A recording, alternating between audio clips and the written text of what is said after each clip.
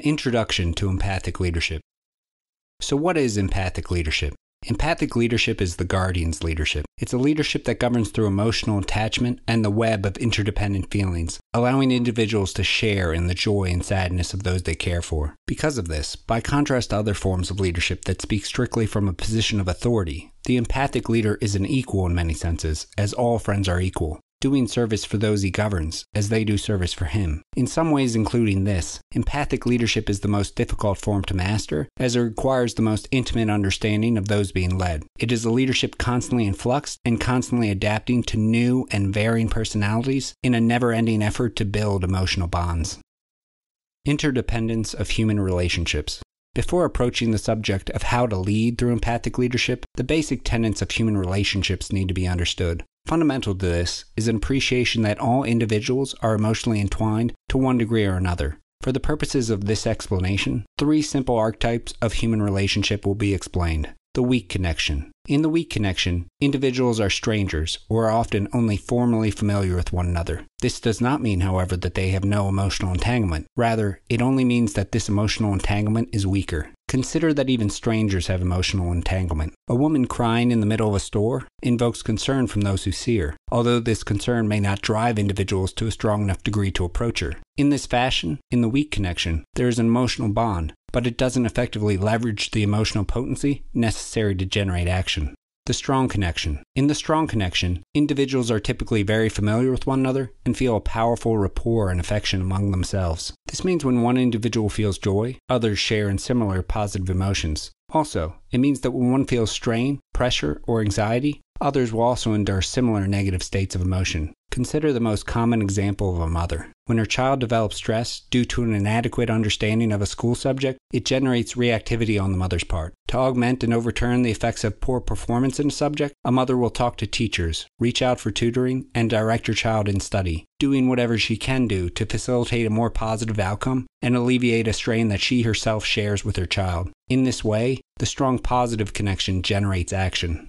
The negative connection. In this final connection type, individuals are not simply unaffected by the emotional states of those they interact with. Rather, they are affected in the inverse fashion. This is to be considered a vindictive mindset and is reserved conventionally for enemies. Under such conditions, when one individual feels strain or pressure, the other individual might conversely feel joy. Alternatively, joy in one individual might cause agitation and envy in the other. This is obviously a state to be avoided within the framework of empathic leadership, as it will most ultimately lead to the ineffectiveness of an empathic leader. Within this paradigm, it is then the empathic leader's goal to grow the strong, positive bonds between himself and those he directs, because as the emotional entanglement grows, the group will become more reactive to his needs. In this way, an empathic leader can develop such strong rapport with those beneath them that they offer their services rather than having them requested, as would be more common in conventional forms of leadership. This kind of strong emotional connectivity is the desired state of the empathic leader. To understand empathic leadership completely, there are a number of subjects worthwhile to help reinforce and grow the emotional connection. With limited time, the focus of this introduction will skip ahead to actually leveraging the emotional connection after it has formed, as well as some key points to keep in mind when expressing the empathic influence. Number 1. Be human. First and foremost, an empathic leader needs to remember the impact he has on his subordinates' lives. Those times when empathic leadership is used to generate reactivity are those same times when emotional bonds are most strained. During these occasions, it is important that an empathic leader acknowledge the strain his people are enduring on his behalf and provide them with as much fair warning and ability to plan and adapt as conditions allow. Further, he needs to remind them that this is a strain that he himself shares, making it clear that he is grateful that they have been able to pull together. Number 2. Be accommodating. During the course of business, demands may dictate that an empathic leader construct aggressive plans which strain his group, but in the implementation of these plans, he must be accommodating on the smaller points. Consider that it is most often the small slights that push individuals over the edge. For instance, take coming into work over the weekend. Individuals will take less offense recognizing the business need for working over the weekend than they will a request to come in at exactly 6 a.m. on a Saturday. In these finer points, an empathic leader should be as accommodating as possible. In doing so, an empathic leader avoids appearing overly stringent, which would otherwise detract from any sense of rapport that might have developed. Number 3, priming the conversation. The final point when using empathic leadership is to prime the conversation by acknowledging the difference between a request and a requirement and not confuse the two. Specifically, a request is something a leader can afford to be denied, whereas a requirement is driven by the system and must be fulfilled regardless of how anyone feels. When using empathic leadership, it is important to always start discussions having primed the group to make it clear which points are requirements and must be fulfilled. Consider the difference between the following 3 examples. I need you to come in and work over the weekend. There is no primer in this instance, but it is clear that the leader is requiring something mandatory. The sentence begins with I need, without further explanation as to what is driving that need or how it is straining the leader emotionally to submit such a request. This facilitates no rapport, as the leader has approached the subordinate with something very much approximating a demand. In this example, it is not the request of an equal, but rather the requirement of an overlord. The requirement is clear, but by not acknowledging the impact on the employee, the leader will erode much of the emotional rapport he has worked to develop.